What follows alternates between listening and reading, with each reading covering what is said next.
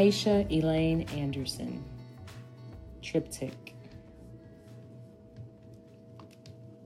When unbalanced and falling, exhausted by my calling, resistant to my mission with rough, gentle hands extended, they were gifted as they lifted this quick-witted little whiz kid when away the world tossed me. They effortlessly caught me, brought me into a new norm. They taught me my function and form. They got me how to keep a clean home, not to be lonely when I'm alone, to be patient and plan how upon my own too I can stand, sans marriage or a man, to cultivate my own land, provide for my babies, elder lovers whose 8 rock made me, mind my mothers, they brought me up safely. And when the noonday sun seemed to hate me, they were my shade tree, they gave me bravery, influenced who I'd grow to be, put me on to this poetry. These Black women, they raised me. I met this girl when I was 7 years old. And what I loved most was that she made me feel whole. Bravado meets flow, flow meets beat, beat meets words, words meet me. She unlocked the light in my hard-knock life, said I was invincible, made me feel less miserable, indulged all my whimsical, even when she was being nonsensical. Da ha, da ha, da ha ha ha ha. Ha. Fast forward several years, me and my naughty-headed peers, we absorbed the source, hung out in Black bookstores, little walking thesauruses. We knew every Nas verse and chorus while burning through, relearning the truth. It was pleasantly unsettling, all the homies egging me, telling me, then begging me, yo, go read Stolen Legacy. And the thing that was cool was KRS-One had said it too. A knowledge seeker, bumping poor righteous teachers. I was a keeper of the flame, head wrapping, no chain, backpacking in Ashe. Peace to the gods, brand Nubian. I banged the original gang. I'm talking about Wu-Tang. A conscious little purist. It kept me well nourished. A Lazarus turned Buddhist. It gave rise to my newness, my very first awakening. It shaped me more greatly, influenced who I'd grow to be, rhyme scheme, this here poetry, elevated and saved me. This hip-hop, it too raised me. God's only true voice. The sound of contemplation. It ended my search, helped me face my hurt, devoured my traumas, gave rest to my mind, showed me my guides and how to read all the signs, to see past what is present, to unmask my true essence, give reverence to the reckless and be grateful for their lessons. That my breath is a testament. In through the nostrils, down past the tonsils, an ancient gospel. Through me all things are possible. When asked in my name, the I am, it taught me to take stands by taking a seat. Right inside of left hand, half lotus my feet. Breathe and repeat, feel my love deep. A posture of ponder to conquer my monsters. Wander beyond words, conjure my honor. Ajna, anahata, and all of my chakras. You cannot dissuade me from knowing greatness embraces me. Light beams create me, that patiently waiting is a practice in praying. Influence who I'm growing to be, introducing to my new poetry. Dedication to simply being peace, because this meditation, it is raising me. So now, who raised you?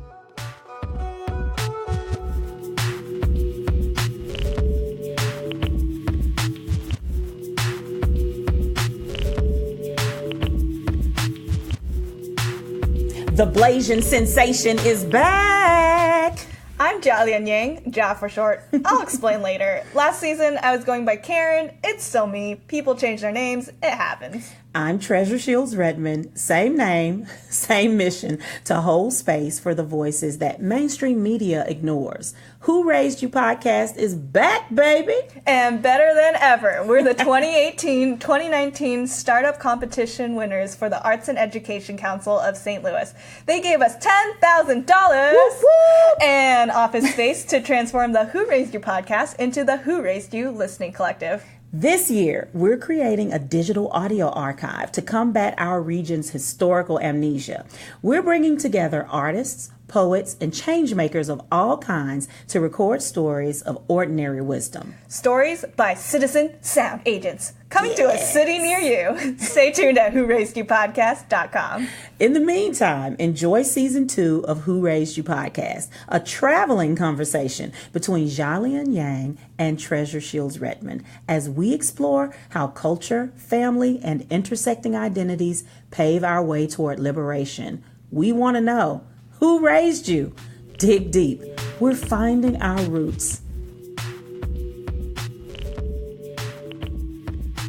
Today, Who Raised You podcast goes to Eden Seminary, where I, Jia Lian, earned a Master of Divinity.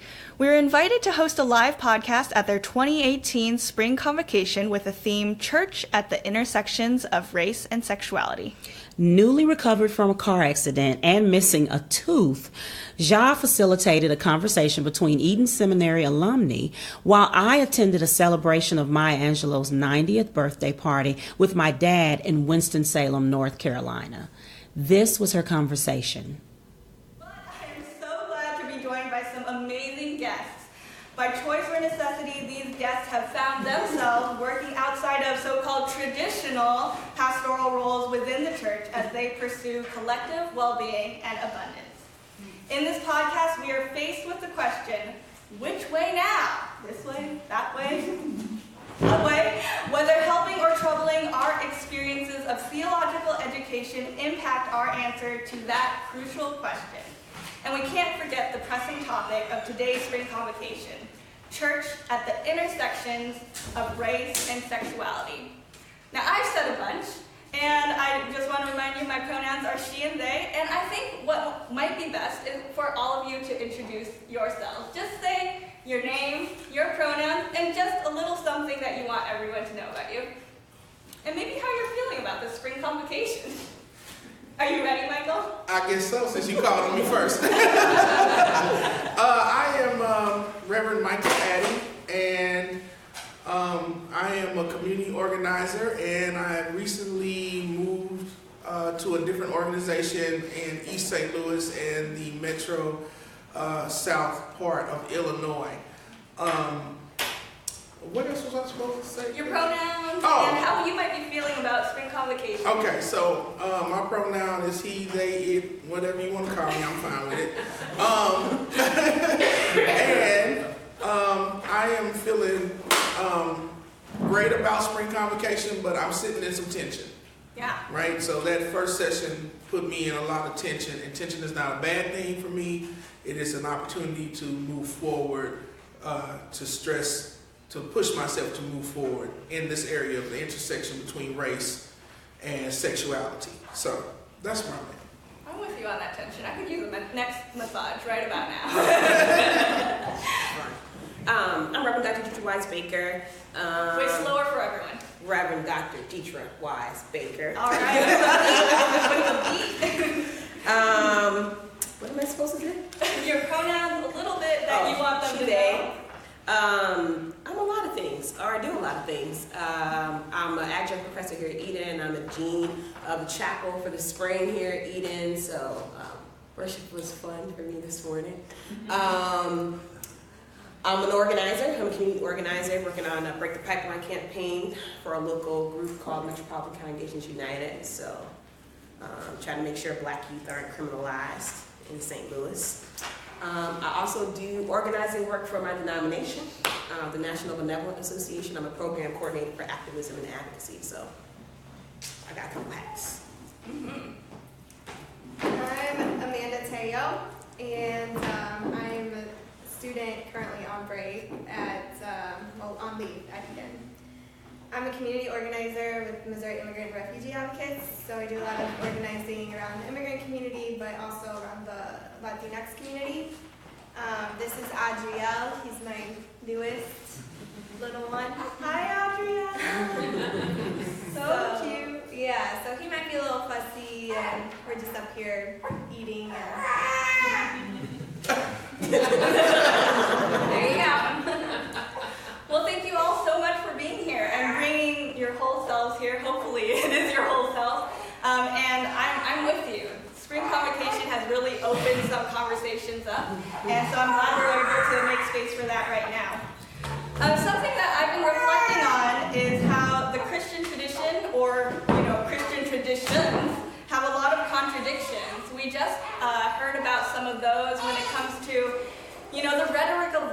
or what love actually looks like in practice. And other contradictions include the body and the spirit. In some ways, people might say, you know, the body is awful and you need to really uphold the spirit instead.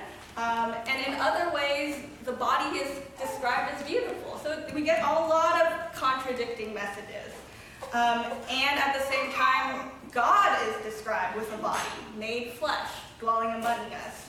So as you were or are formed in this tradition, I want to know, how have your embodied experiences of race and sexuality impacted your calling?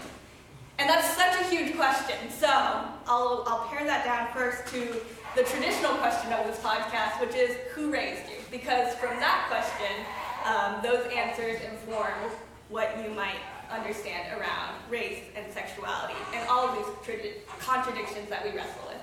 So who raised you, Michael? Are you starting with me again? Oh, yeah. You know what? You're right. I'll start with Dietra. Are you ready?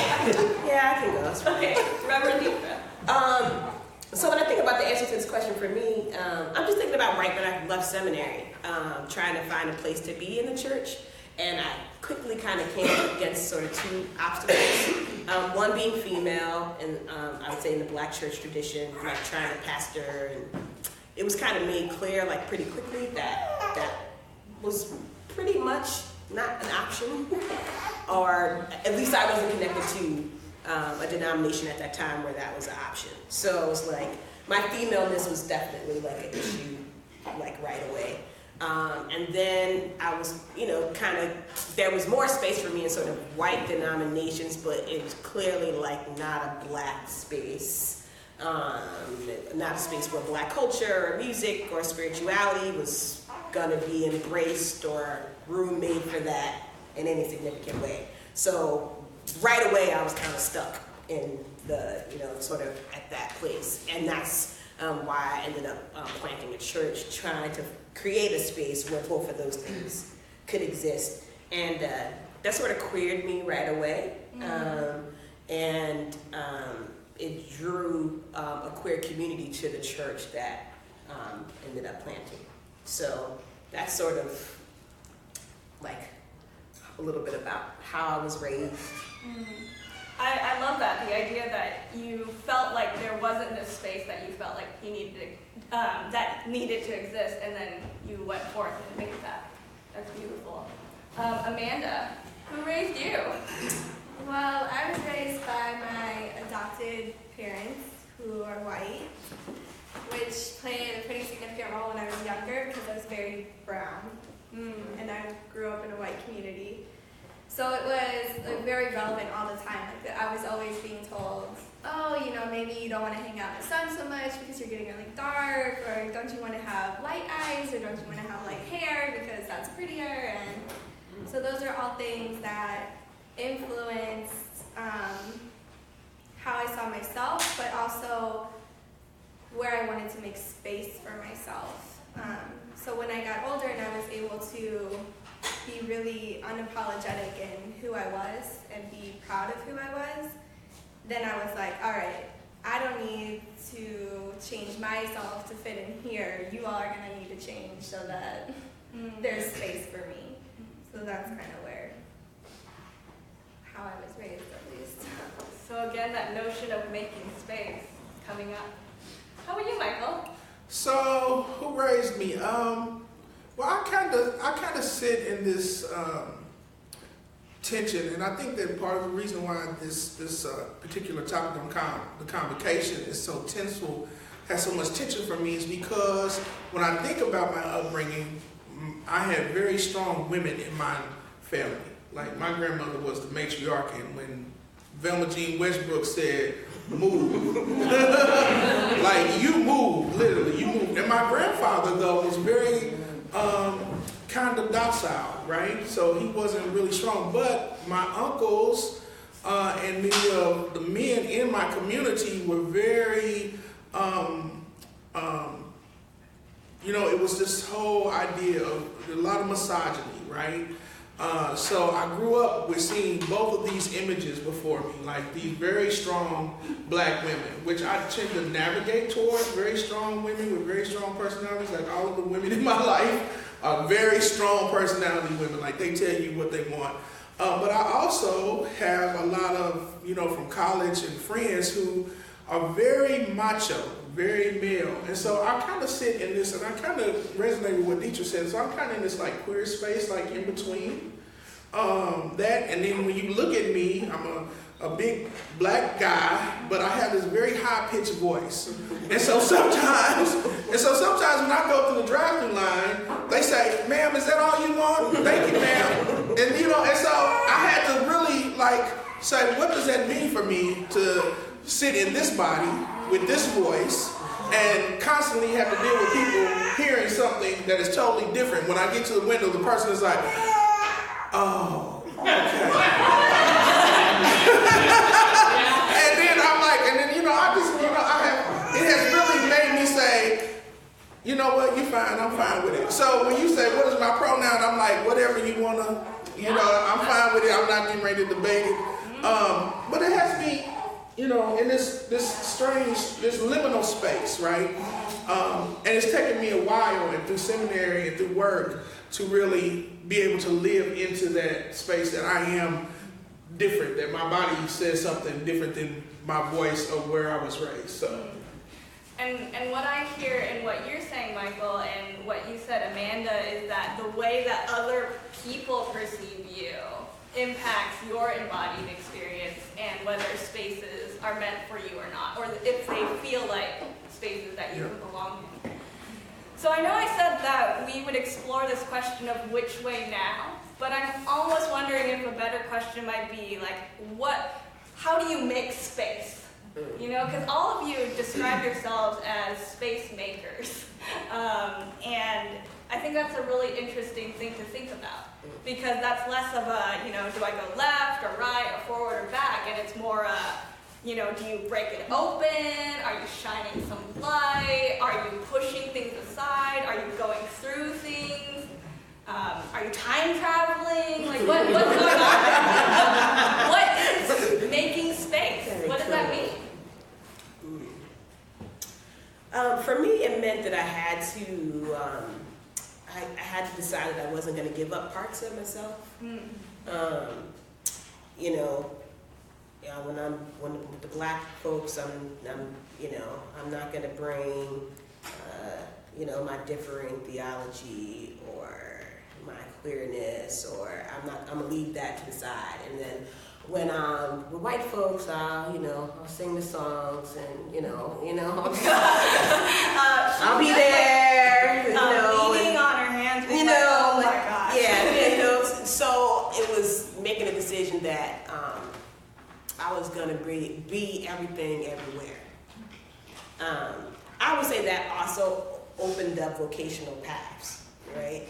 So, I know a lot of us, when you were in seminary, I had an idea at some point, I was gonna get one job, and that was sort of gonna be I was gonna be pastoring, and that was gonna be it. And as I began to accept the depth, the multiplicity of who I am, the different gifts, the abilities to be all of who I am, that meant that there was lots of things I could do at different times, and some things could be dormant, some could be active. In some places, all three could be going, maybe one.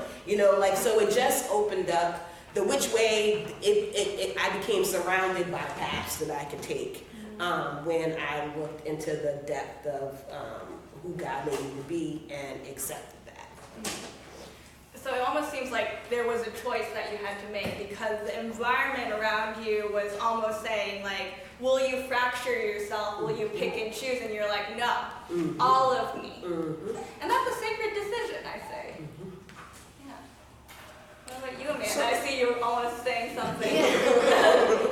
I think that I have found that to be a battle, because when I am very unapologetic in the moves that I make, and just very frank and say what you're doing is harmful to my community, there's so much pushback that I have to take a step back, regroup, and then go back in it again. Because it's constantly questioning, am I actually making space for myself, or am I being selfish, or am I just totally wrong because I have all these people telling me that, that what I'm saying isn't accurate, or what I'm doing isn't the best way.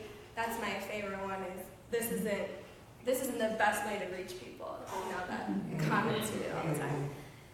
And so I think for me that's been, in order to make space, it's constantly reminding myself, or finding ways or people to connect with who are going to remind me that what I'm doing is right and correct, and I just need to keep pushing.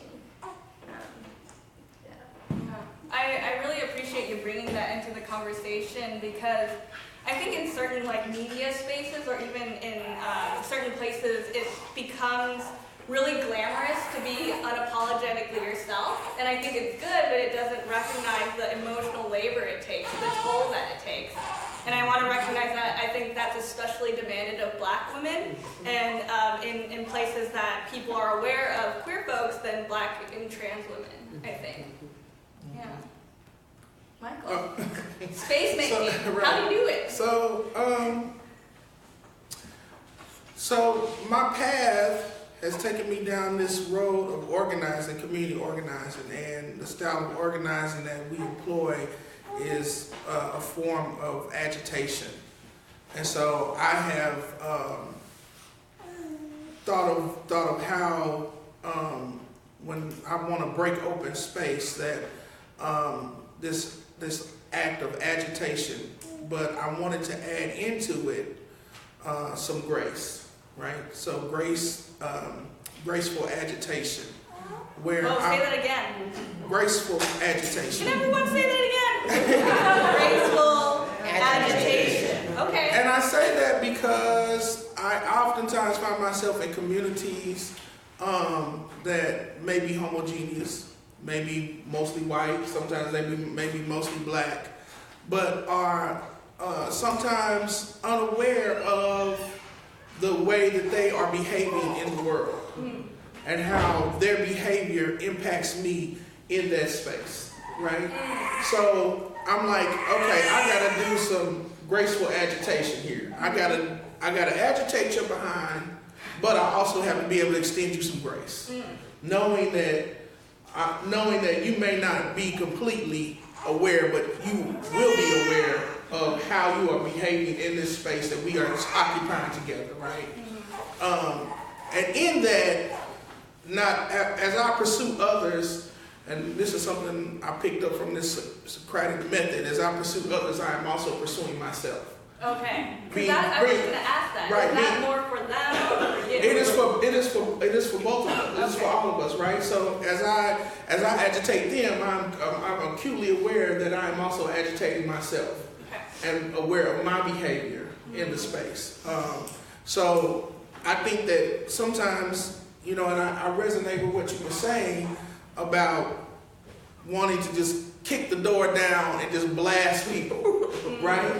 But recognizing that method will not necessarily get you. And people may deserve to be kicked in the behind and kicked in the head sometimes.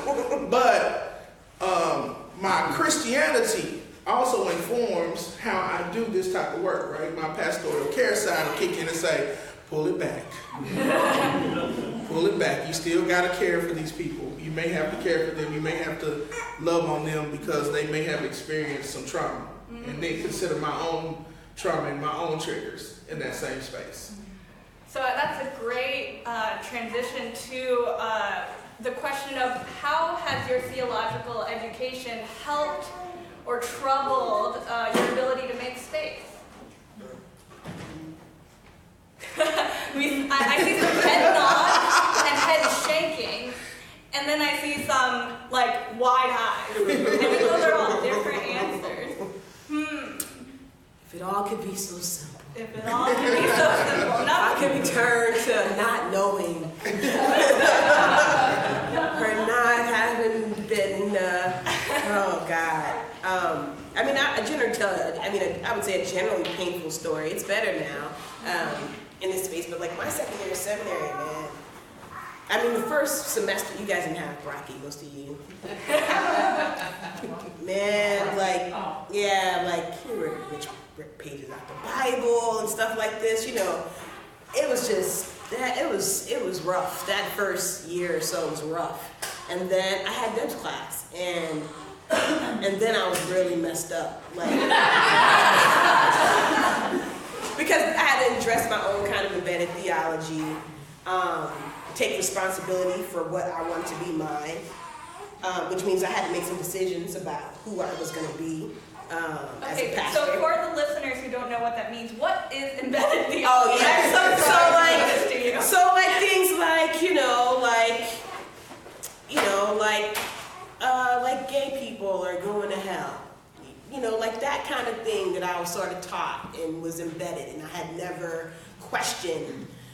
All that got torn up here, you know, as I, got into relationships and started interrogating scriptures and texts and things that had always been told to me, and me starting to ask questions about the songs I sung in worship, about the ways that people were preaching, and then I could start seeing what people were doing. Like, I could see what they were doing when they were preaching. I don't know if that makes sense, but yeah, then it started getting really bad. But so my second year I left. I had to leave. I was getting ready to get ordained. And they gave me the ordination vows, you know, some of your traditions, they have like a list of stuff you have to say. And I was like, oh, I don't believe any of that.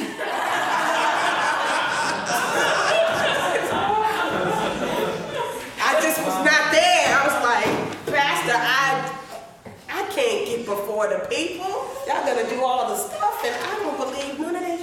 I believe none of this. Not right now. And so I mean, very painful in that way. Like a tradition, a people, a role, you know, safety, money. You know what I mean? Some economic security. You know, the church I came from wasn't broke. You know, and so all of that. You know, that was troubling. But on the other side, I mean, God has been extremely faithful. This is so much more fun. But that doesn't mean that it's not a cost or it's not risky or that it's not hard.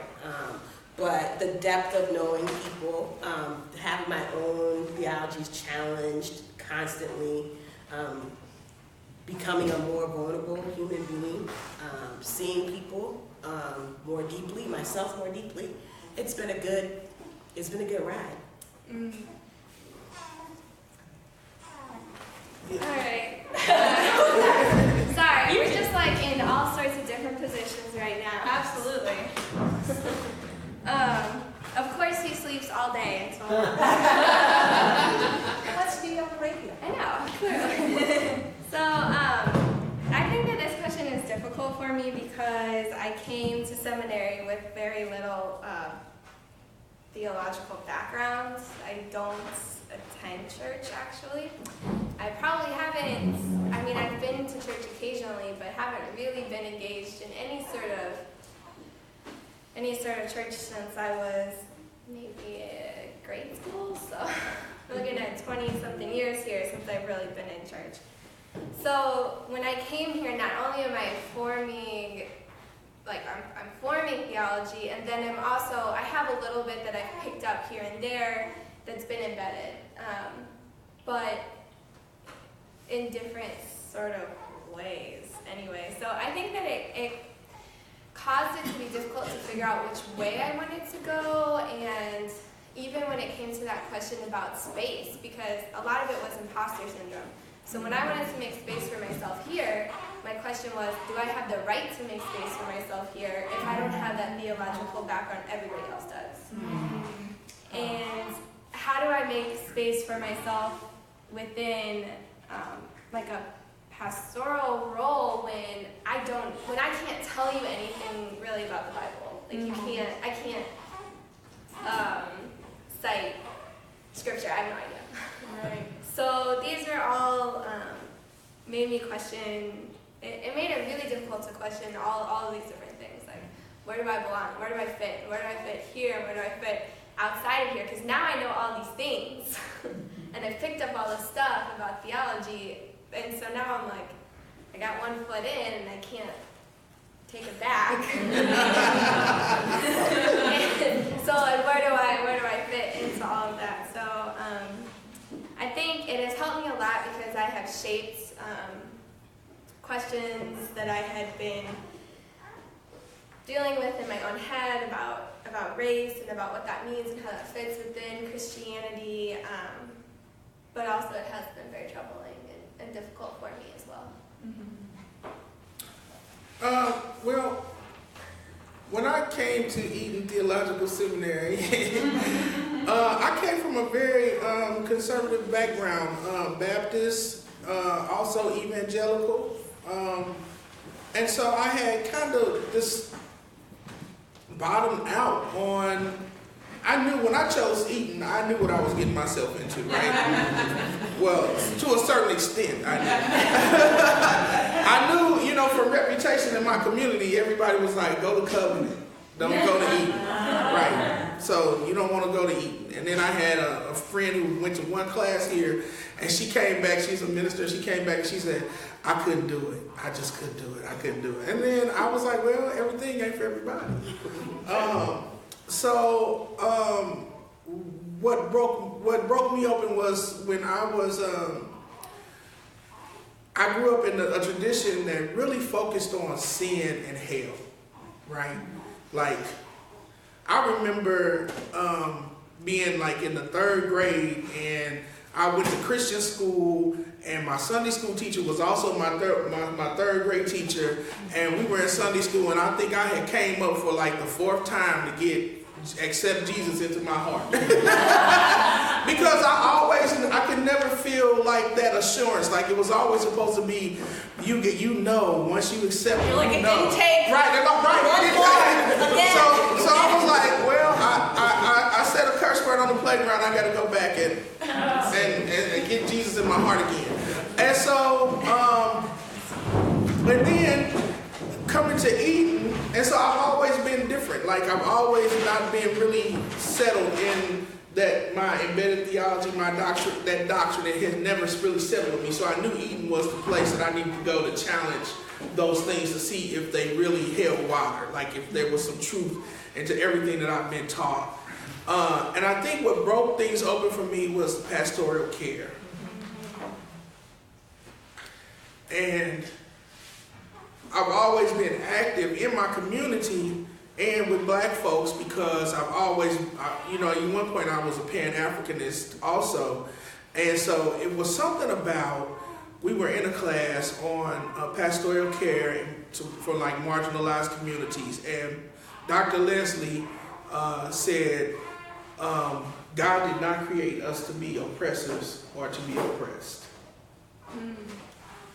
And so what did that mean? That if you find yourself in a state and your belief oppresses others, you got to stop. And you got to ask yourself, if what I'm believing is this God, if I'm holding somebody else back or condemning somebody else to hell because they don't line up with my belief, am I really doing God's work? And seminary broke that open for me. And then I have a nephew who I think is struggling with his sexuality.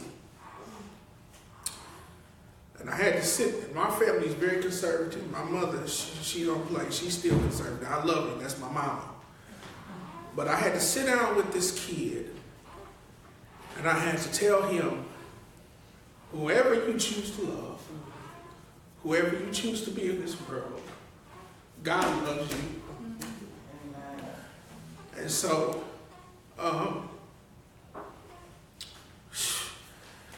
that for me, knowing that God's love is beyond, and I got in trouble in my church because I said, well, love is beyond this book. Because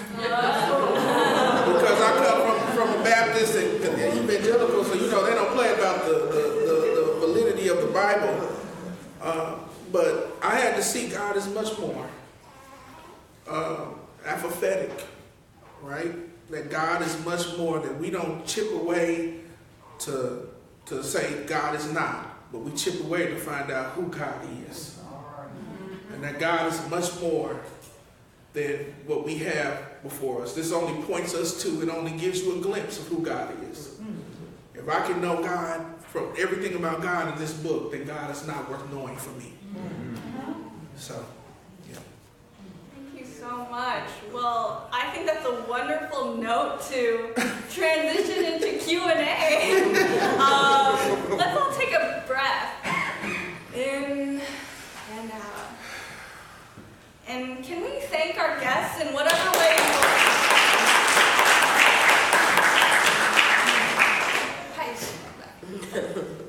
Any questions? Often in the podcast, we conclude with giving questions to our listeners. Now, since it's live, I mean, you can ask and they can answer. They don't have to, but... So at the beginning, Mike, you talked about graceful agitation. I'm just curious what that has looked like for each of you. You're all three said that you're organizers, so I'm curious about what graceful agitation has looked like, particular for you in certain moments. Let's let Mike take a rest. Someone else answer first? Yeah, me and Mike are organizing the same organizing tradition. There's different organizing traditions. So yeah, agitation, I would say for me locally, has taken on a particular bent. I was a chaplain for 14 years for incarcerated youth in the juvenile justice system here locally. And so, we started a campaign at MCU called Break the Pipeline. And at the time, I was still a chaplain in that system. So, kind of get this picture. I'm literally, organizing folks to call out folks in this system about the way that youth are disproportionately handled, arrested, transferred to adult systems, all this stuff. And and it's different me saying it. This is nice, sweet chaplain, that comes and, pets the kids and, I would say, I think God said to me, so it kind of gets them ready for the slaughter. That's sort of, a conversation me and God had to have. Like, you just going to keep watching them go in there, or you going to actually do something? Then sit you there just so you can watch and pray them through, and bless them on their way. That's not exactly what I set you there for. And so it was God agitated me in a gracious way, in the sense of you can't just be sitting there. And then, I could have a different kind of conversation with these people in power. This isn't somebody that you don't know. This is someone that knows what you say when you give out your orders. This is someone who knows how you move, that knows all the personalities of all the characters, that got a relationship, buried their sons and daughters, and, all this kind of stuff mixed up in there, and then have to kind of get up there and say, excuse me, what you doing ain't right.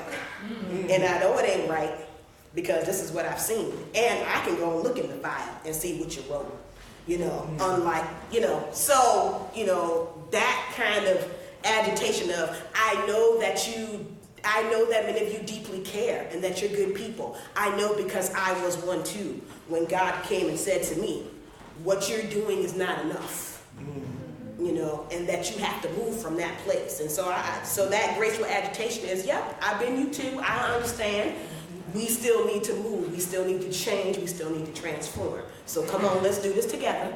But I'm not going to stop calling you out. I'm not going to stop calling myself out.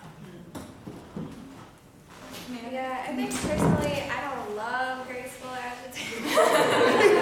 Raise your hand if you do love graceful agitation. I love the idea of it, but I would just rather agitate because, to be perfectly frank, I don't have time. I'm trying to be graceful with myself. I'm trying to be graceful with my children. I'm trying to be graceful with my community. I'm trying to be graceful with my husband. And if I gotta be graceful with you too, then I don't know. Patience is real thin at that point. So I 100% have a lot of trouble with it, but I really understand the need for it because, like we said, it doesn't get you anywhere when I'm just like agitating, because then people shut down. They don't want to hear what I'm saying. And if I have to, want to be real and I want to make a difference, and I want people, just like you were saying, people who really mean well and who really want to help the community, but if I really want them to really make the difference and to really start to understand their role and how sometimes it can be harmful, I have to be graceful, and I do have to remember that I also was in that place, and I also did things that were harmful, and I still do things that are harmful, and that I have to always be reevaluating myself. And so I've had to take those roles on, whether I like it or not, and be graceful. Yeah. First, let me just say that term is my own term. I don't want to put anybody in it, but I appreciate what she was saying, what you were saying, because in our organizing circle, they most definitely would not even talk about grace. So I just want to let you know that is my addition, because just like I don't do anything else like everybody else does it, I don't organize like everybody else does, because I think that sometimes we got to always reimagine what the work is and what it looks like.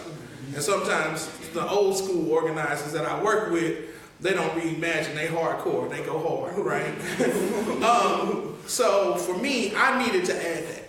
I needed to add that graceful agitation, because I was just at a training in Tennessee, and there was an older white man, and he was in my session, and he had been sitting in the cut. That's what I call sitting back, not participating, not being present. And I agitated him. I agitated the hell out of him. Right? This man stood up and almost flipped the table. He was like, yeah, you just think you're a bully, you blah, blah, blah. And he was ready to come after me. And I was like, oh, there you are. Right? There's a white man in the room. There you are. But I also had to go, and then, people were like trying to hold him, and I was just sitting there walking like, whatever, because I know if you come, we gon',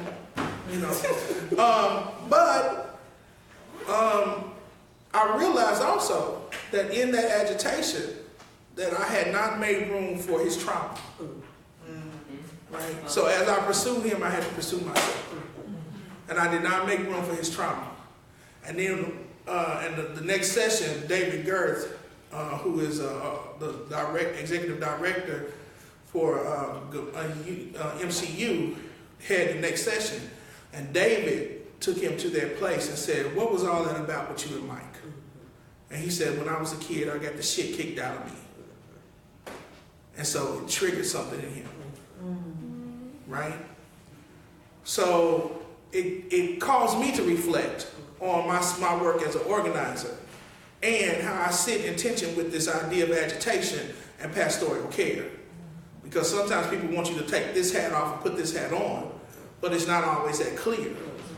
And I think God calls us to live in the tension of who we are in whatever space. And so that's why I was like, I got to do some graceful agitation at times, where I give consideration to, even though I got to agitate you, let me add some grace on it, because it'll make it just a little bit more palatable for you and for me.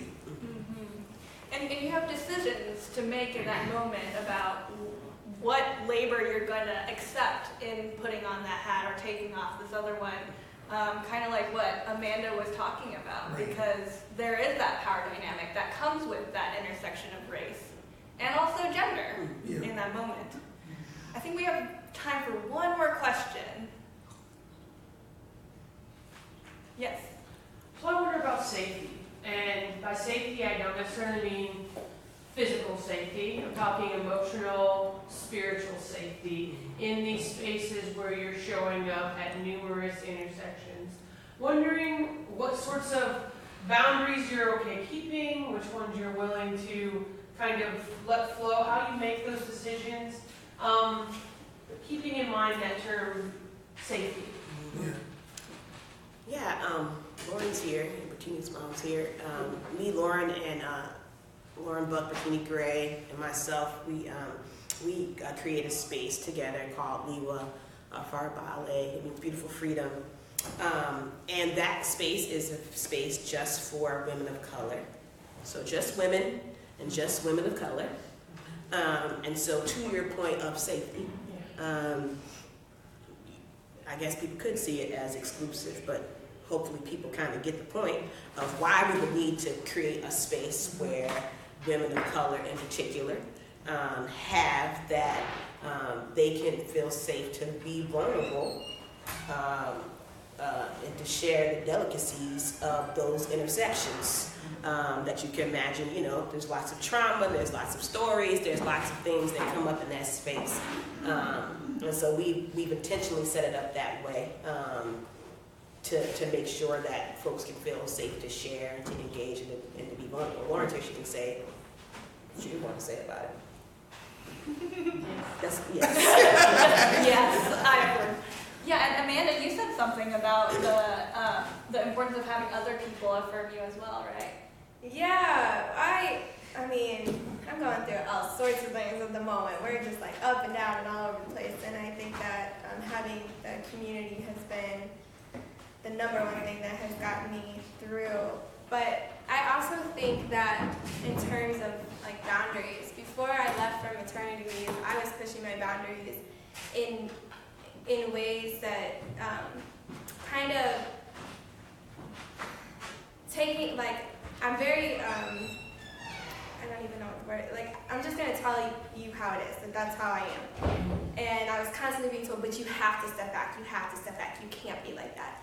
And so in an attempt to step back, I was pushing boundaries that just were causing me, like, my emotional safety and all of that to be really triggered and pushed, and it was draining. And so I went on maternity leave, and I was like, you know what, I'm not doing that anymore. And I'm like, if you have a problem with what I'm saying, then I don't know what to tell you. You're going to have to figure it out, because it's not my job to figure it out for you. So it was like going back and having to set the boundaries of like, this I'm okay with doing. Like, you know, I don't maybe need to say, like, you're the most racist person on the planet, but I could say something else, you know. So it was just, those were boundaries. But also community, definitely. That's been my saving grace currently. That's, yeah. Yeah, I struggled with the idea of safety because I know what it is to not feel safe.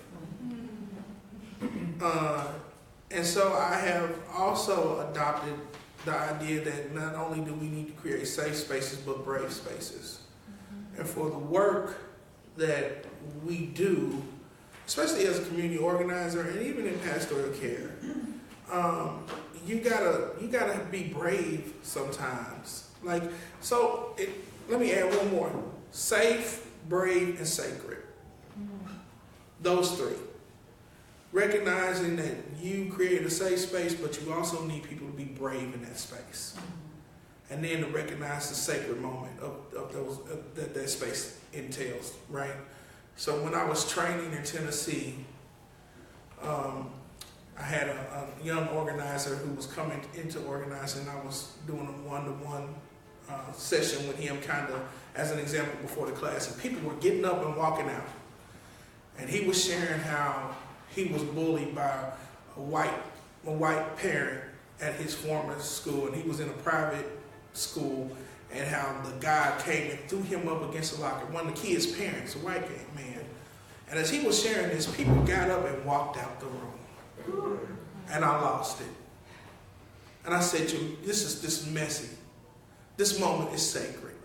Because it took some bravery for him to share that moment.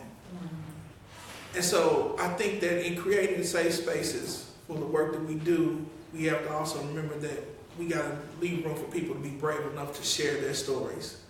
And for us to be brave enough to sit in the tension of it. Right? And then the sacredness of it. Like, the work we do is sacred for me. Like, when I go and I sit in front of a pastor or a church member to sit with a one-on-one to get them to engage in this work of building a community, that how God looks, I look at it as a sacred work, that God is already there. And it changes, I had to come to the understanding that it's those three things. Because if I'm not brave enough to ask that hard question and live in the tension of asking that hard question, safety for some people means I never push on you. So we kind of diluted that idea of safety to, well, don't say anything that's going to cause me trouble.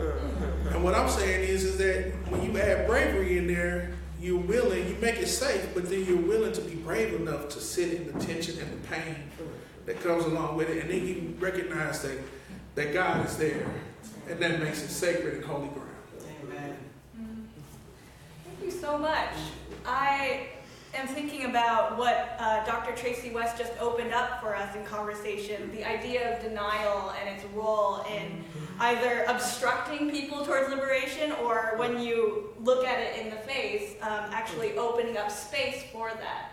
And it seems to me those three things that you mentioned, about safety, with bravery and sacredness, all of that has to do with whether or not you're going to deny the communal sins at the intersections of race and sexuality, or if you're willing to look at them head on and confront them. Yeah. So thank you so much for being brave and sitting in the sacred space with me. Thank you to Eden Theological Seminary for sponsoring this episode. Yes, it's an episode.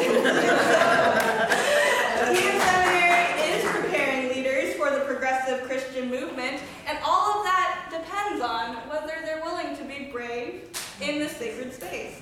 And you can learn more about them at eden.edu.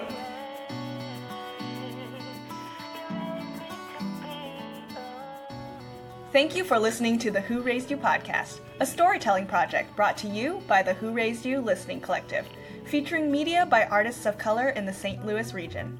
To support us, rate and review Who Raised You podcast on every platform. Visit whoraised.podcast.com to book us for speaking and consulting on arts and storytelling projects. While you're on whoraised.podcast.com, donate to support the Who Raised You Listening Collective. Put groceries on our table.